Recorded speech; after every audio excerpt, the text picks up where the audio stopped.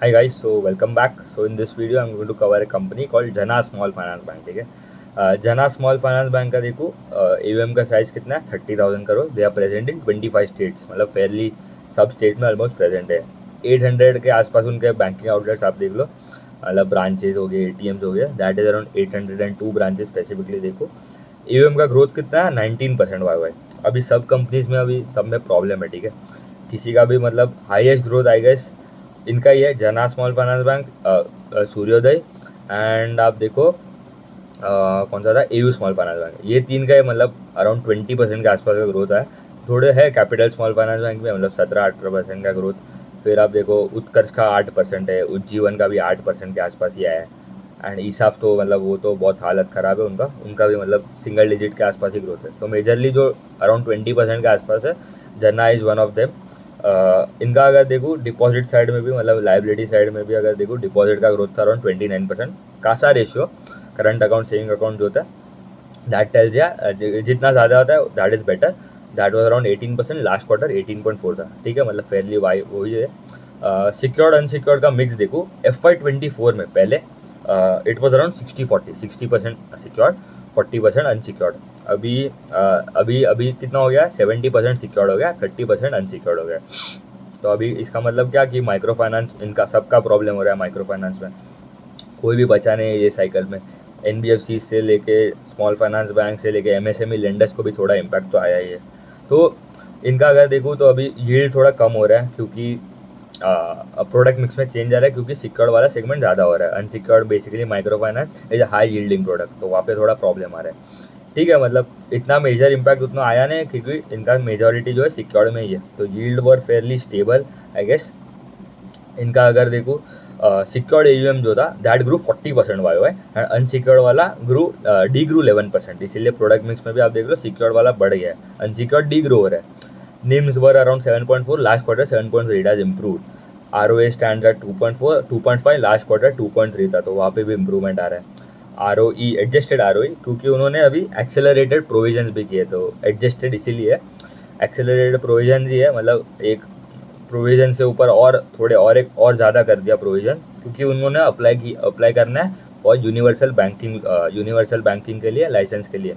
तो इसके लिए थोड़े नॉर्म्स होते हैं. क्या नॉर्म्स है कि GNP आपका कॉन्जिक्यूटिव 2 ईयर्स के लिए it should be less then 3% and NNPA less than 1%. तो इसलिए उन्होंने ज़्यादा ही प्रोवाइड कर दिया. प्रोविज़न मतलब बेसिकली क्या होता है, अभी आप एक कस्टमर को लोन देते हो, आपने उसका क्रेडिट क्वालिटी सब चेक करके लोन दिया, बट अभी पेमेंट्स करना कम हो गया, मतलब एक EMI मिस किया तो आपने 10 रुपया ज़्यादा प्रोवाइड कर दिया, जो भी मतलब 10% 20% जो भी होएगा नॉर्म्स के हिसाब से. फिर 2 EMI मिस कर दिया तो हमें ज़्यादा प्रोवाइड करना पड़ता है. 3 EMI मिस हो गया, GNPA बन गया, तो ज़्यादा 100% प्रोवाइड करना अगर अनसिक्योर्ड होगा तो ऐसे ही अगर देखो तो उन्होंने और ज़्यादा प्रोवाइड कर दिया. तो प्रोविज़न करना बुरी बात तो नहीं है इन द शॉर्ट टर्म, क्योंकि आप आगे जाके मतलब you can write back that amount. ठीक है, तो अगर रिकवरी अच्छी आ गई तो राइट बैक कर लेना, तो that is a good sign कि पहले ही प्रोवाइड कर दिया उन्होंने. तो इसलिए उनका एसेट क्वालिटी में मतलब उतना प्रॉब्लम नहीं आया है. GNPA भी देखो तो 2.5% था, लास्ट क्वार्टर 2.7 था. NNPA 0.9, लास्ट क्वार्टर भी 0.9. तो इन्होंने तो मतलब Q3 भी इनका अच्छा रिजल्ट आया था. And they were very confident कि भाई ग्रोथ वुड भी, उनका गाइडेंस भी पहले भी वही था कि 20% के आसपास का EM growth, deposit growth to be around 18-20%. FY26 के लिए भी उन्होंने दे हैव टोल्ड कि भाई AUM का जो ग्रोथ होगा that is the main thing that will look into any small any NBFC. ठीक है, AUM का ग्रोथ वॉज अराउंड अराउंड उन्होंने बोला 20% के आसपास. Deposit growth to be around 18-20%. PAT का ग्रोथ अराउंड 30%, मतलब ऑपरेटिंग लेवरेज भी मिलेगा आगे जाके. ROA should be around 1.6-2% and ROE 15-18%. And अगर उनका ROE देखो, अभी तो adjusted ROE was around 21%. And अगर ओवरऑल देखो विथ काउंटिंग ऑफ द क्या बोल सकते हैं, द एक्सेलरेटेड प्रोविजन, क्योंकि पीपॉप के बाद क्या होता है आपके इनकम स्टेटमेंट में, पीपॉप के बाद आपका इम्पेयरमेंट कॉस्ट जो होता है that is similar to provision, तो वो ज़्यादा हो गया. तो एडजस्टेड में it is not included and overall में इट इज़ इंक्लूडेड. तो आपका मतलब प्रॉफिटेबिलिटी कम हो जाता है, क्योंकि पीपॉप माइनस आपका जो क्रेडिट कॉस्ट जो भी होएगा, तो दैट इज़ योर पैट. तो ROE अगर ओवरऑल देखो तो it was around 12.3, last quarter 11.4 था, तो वो भी ऊपर जा रहा है. That is a good sign. AUM mix देखो, ठीक है, उन्होंने बोला आगे जाके जो सिक्योर्ड वाला जो 70 अभी जो है that will go up to 80% and 20% जो अनसिक्योर्ड रहेगा। अभी स्पेसिफिकली उनका मेजॉरिटी जो आता है, जो अनसिक्योर्ड में अगर देखूँ 30% जो है वो individual loan, group loan, micro finance मतलब जॉइंट लेंडिंग ग्रुप वाला, एग्री लोन्स हो गया, तो दैट इज अराउंड 30%। जो सिक्योर्ड वाले में अगर आप देखो अफोर्डेबल हाउसिंग लोन मतलब home loan, loan against property 21% है। फिर माइक्रो लैप एंड लैप में फ़र्क क्या होता है? माइक्रो लैप मतलब छोटा अमाउंट, मतलब उसका average ticket size would be around 2 to 5 lakh के आसपास, एंड वहाँ पे यील्ड मतलब जो रेट पे वो लेंड करता है कस्टमर दैट इज अराउंड 18%। तो इट इज सिमिलर टू आप देखो यील्ड ऑफ माइक्रो फाइनेंस वाला स्पेंड, बट ये सिक्योर्ड है तो that is a good sign. MSME loans हो गया 14%, फिर जो मतलब टू व्हीलर लोन 3%, जो गोल्ड लोन हो गया 3%, फिर लोन अगेंस्ट FTB वाला छोटा सेगमेंट है 3%, and term loan to NBFC मतलब दूसरे जो NBFCs को लैंडिंग करते हैं दैट इज अराउंड 5%। तो मेजॉरिटी जो अफोर्डेबल हाउसिंग वाला segment, micro lap and MSME loan से ही आता है। टॉप स्टेट्स देखो, कर्नाटका 11% से कॉन्ट्रीब्यूट्स टू द EVM, फिर महाराष्ट्र अराउंड 14%, पंजाब भी है अराउंड 7%, तमिलनाडु 7%, वेस्ट बंगाल भी 7%। मेजॉरिटी जो है मतलब 50% के आसपास का EVM ये 5-6 स्टेट से ही आता है, तमिलनाडु, दिल्ली अराउंड 7%। तो फेयरली डाइवर्सिफाइड बुक भी है। तो गाइडेंस तो मतलब ठीक ठाक है, अच्छा गाइडेंस है, एंड इनका साइज इज अराउंड 30,000 करोड़ के आसपास। उन्होंने बोला है कि जो अनसिक्योर्ड वाला जो है segment it would show slight growth या स्टेबल रहेगा, मतलब मेन तो दे आर स्केलिंग अप ना, सिक्योर्ड वाला सेगमेंट ही आगे बढ़ा रहा है।